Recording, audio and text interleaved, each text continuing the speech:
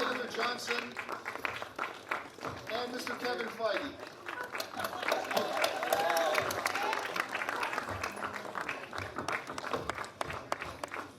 Kevin's wearing that fleece because he's been in the editing room and it's cold in there.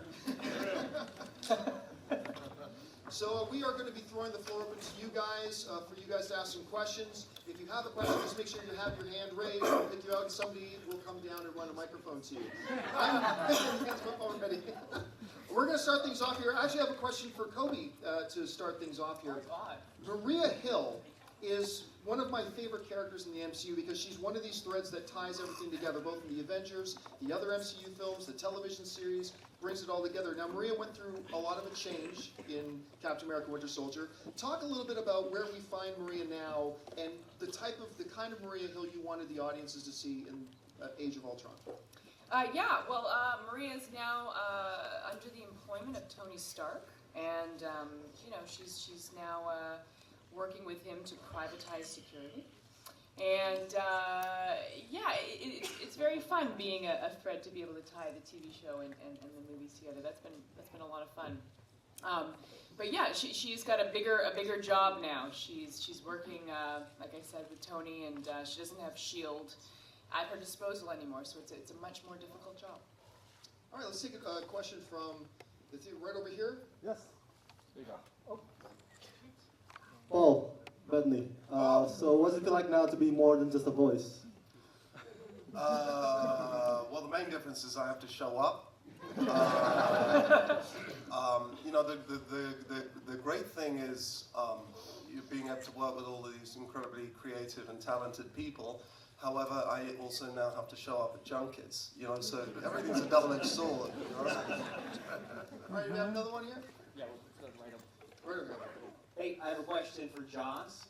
If you could talk about bringing Vision and Ultron to life, it almost seemed like they each embodied Stark's nature, both the good and the bad, Ultron being the bad and the Vision the best of both natures. Could you talk about that, a little bit about that? Maybe even Mr. Downey could comment.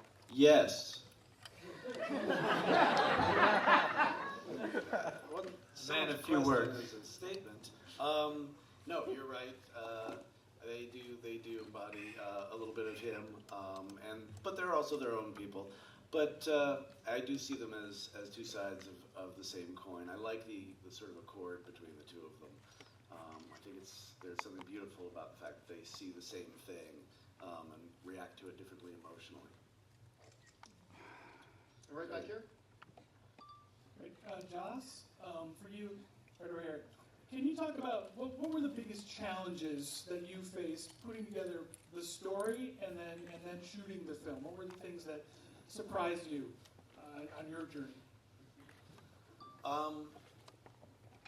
There's like 47 of these people. I really didn't think that through, and I regret very much doing this at all. It's just making sure that everybody's, got their moment, that everybody's got their through line, that it's connected to the movie. I have all these people. I love all these people. They're extraordinary, but making sure that they're not just all being served, but they're all within the same narrative structure. That they're in the same movie. That it's all connected to the main theme. At some point during the editing process, I could not have told you who they were, who I was, what movie I was making. I got so lost in it, but I think it all came together. And, it's just about making these guys look good, which takes a long time. Right over here. For Kevin, first, cool hat. My question for you is actually, you started with this grand plan almost a decade ago. So what's it meant to you to see it all coming to fruition, working with filmmakers like Joss and the rest of the cast you've had through all your movies? What's that experience been like for you, and to see the world connect with the MCU in such a powerful way? Well, it's been great, of course. I mean, it started with the notion of making these movies ourselves and becoming Marvel Studios, and then it continued with Robert and Iron Man 1 with the notion of having Sam Jackson come in at the end and say you're part of a big universe, you just don't know it yet. Thinking that most people wouldn't know what that meant, but occasionally somebody would go, what did that mean? And I'd go, it means maybe that we'll introduce all the different characters and put them together. It'd be great. But the minute that happened, the world sort of got it. Much much more quickly than I anticipated, and it was awesome. And it was just, and it continues to be.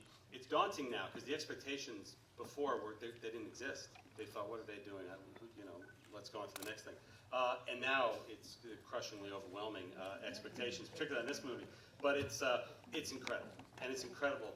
Look down the line, the table keeps getting bigger and bigger. It's the greatest ensemble ever assembled in cinematic history, and it is amazing to be a part of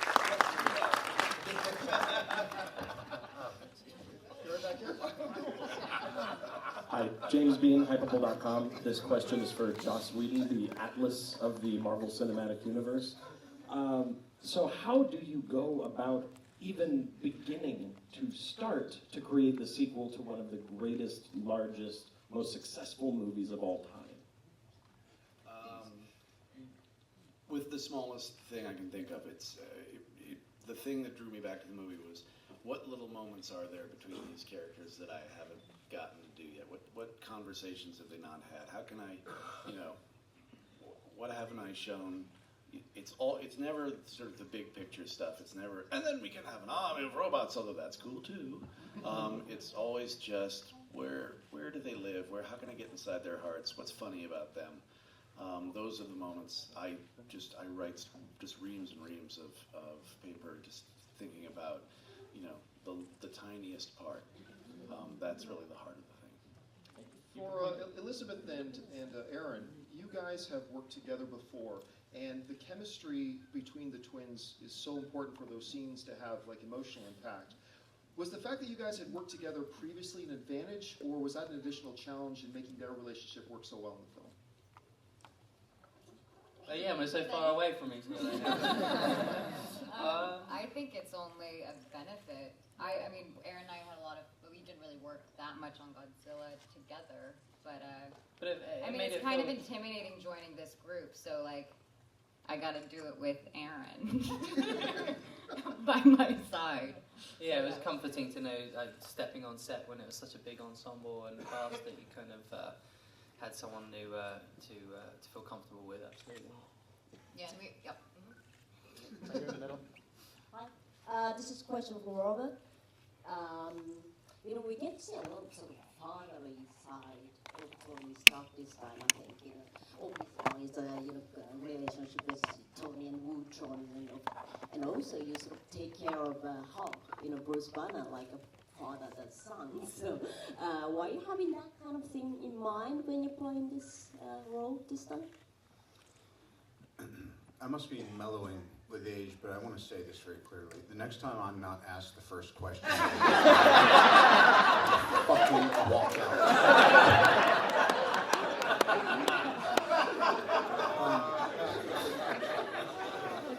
Look, I read Joss's script. I said, I think this is great. Now, ask Kevin. Didn't I say that? I said, thank you. Like, yeah, watch it. I said, I think this is great. Kevin said, you never say that. You can't mean that. I said, yeah, I think it's great. Let's go shoot it. I really thought it was a Swiss watch to begin with, and Joss really created some great new situations for Tony to be in. So rather than dig in my heels and try to rewrite every scene to make them even better, if possible, I just I showed up and it turned out great. Back here. Hi, my question is for Mr. Spader. Really enjoyed your performance in the film. Right over here. Really enjoyed your performance in the film, and I was wondering if you could talk about, as an actor, doing the motion capture, and how you were really able to bring life to this killer robot. I really don't have any idea what was happening. It all happened very quickly. I really was just trying to hold on and stay on the train that was moving very, very quickly. But I will say this, that I arrived in London, and within the first half hour, they put on a suit, they put on all this gear, and I'd gone through a range of motion, and then within 15 minutes, I was watching me walk around a big room, moving and doing this and that and everything else, and watching Ultron, or at least a formative stage of Ultron on a monitor in front of me. And it started right there. And the next day, I was on the set shooting a scene with Scarlett. And so really that pace was what it was through the entire project. And luckily I'd had some conversations with Joss and one fantastic meal with a whole bunch of wine to figure out who this guy was. That was it. That really was it. It was just trying to hold on. One over here? Hi. This question is for Robert, James, and Chris Hemsworth. My question is, growing up, who was your favorite superhero and why? I'll take this one.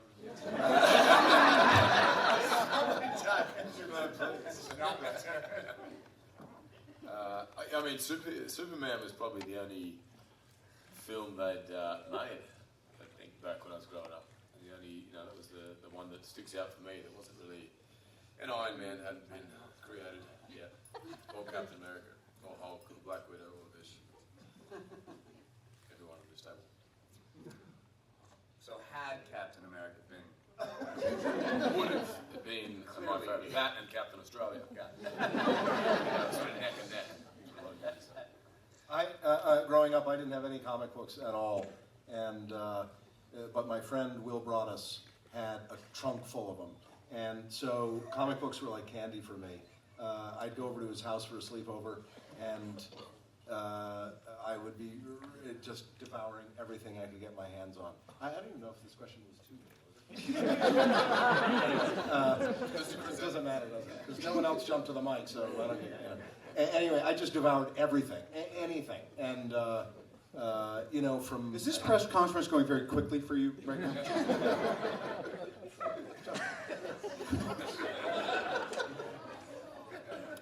Yes. They did ask you. Anyway, I just devoured whatever I could get my hands on because the sleepover was going to be over and I was going to go back to my house and it was going to be, Kipling.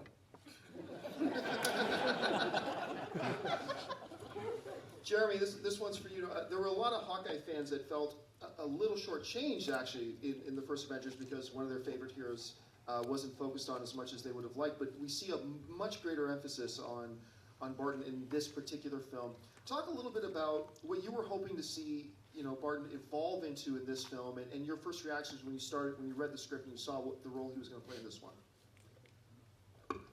I'm assuming, have we seen the movie? Yeah. I feel like I can't talk about it. I feel like I'm going to get shot if I saw it. Well, I speak in this movie, which is awesome. And I become part of the team, which is awesome.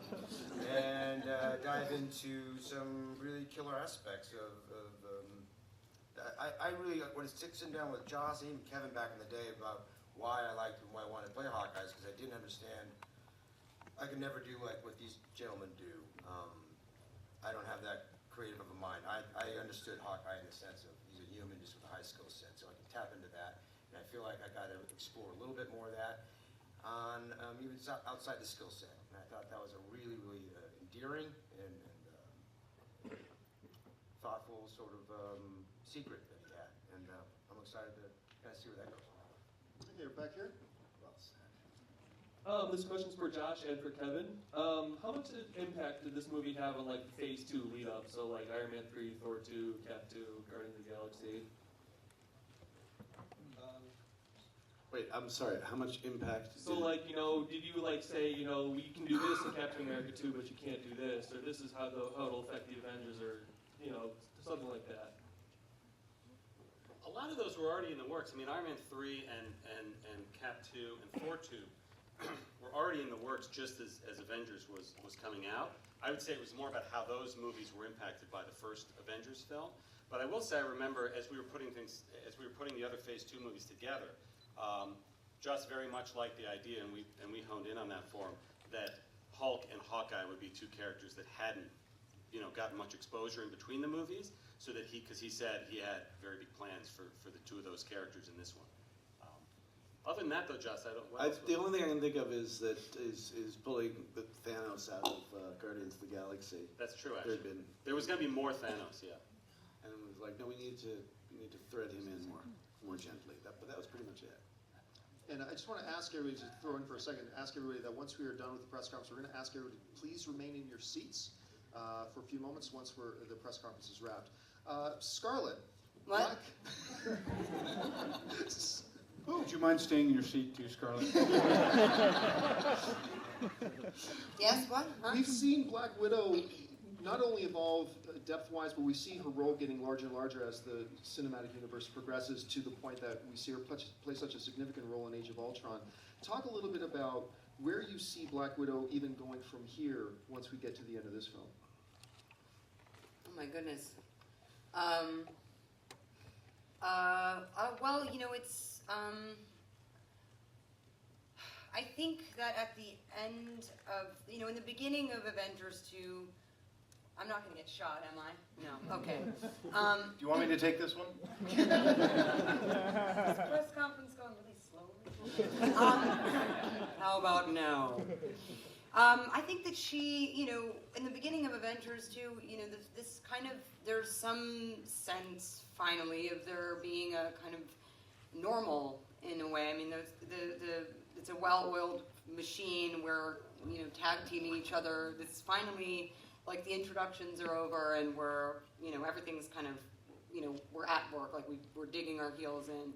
And at the end of Avengers 2, I think Widow is, she let her guard down. She was hopeful for something. I think she had this moment of false hope where she kind of felt like, she kind of put in the work and, there should be some kind of personal payoff, and she was ready to accept it. And, she realizes that, her calling is a greater one, and that's not necessarily something that she's thrilled about, but like that's kind of what is most heroic about her, is that she's, accepting the call of duty, even at her, own personal loss. And I think it's an interesting place to kind of leave her there, because, there's many different directions to go. I mean, is she going to be able to withstand this huge weight that's bearing down on her, or is she going to crack under it and, and sort of crumble, not being able to take this huge hit, this huge personal hit that she does. But I guess we'll have to wait and see, right? Yeah. There you go. I'm done. What are we talking about? Scarlett, this is for you as well. What? Can you talk a bit about the physical preparation that went into the role, and were you a proficient motorcycle rider already? I don't think you're allowed to ride a motorcycle when you're so pregnant. But I did. I did all of the motorcycle riding. I embarrassingly rode some sort of a mechanical bull type of motorcycle, which goes nowhere and doesn't look cool at all.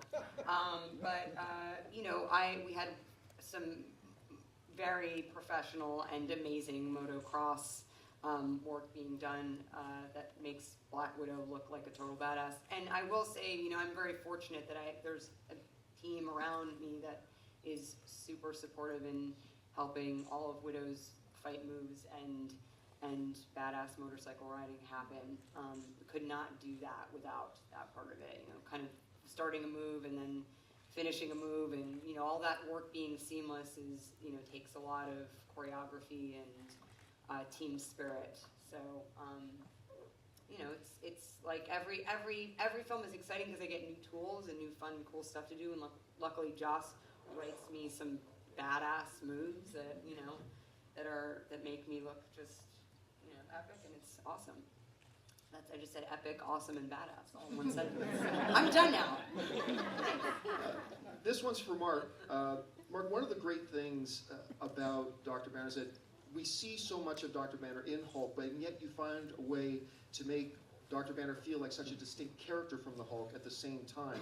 Talk a little bit about Banner's evolution in this film and the Dr. Banner you wanted audiences of Age of Ultron to see. I was helped out by the fact that I'm green. and huge to help me with the distinction between the two characters. So I can't take full credit for that, except for the accent that I was using, maybe.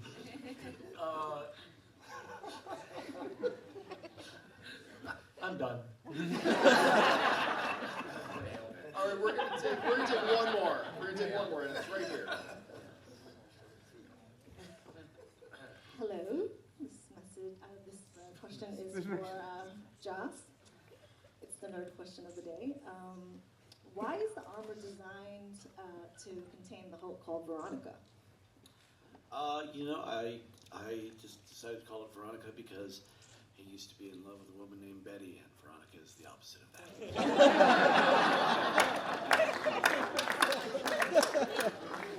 I was always wondering that, but I thought I'd be breaking some Marvel taboo by asking it.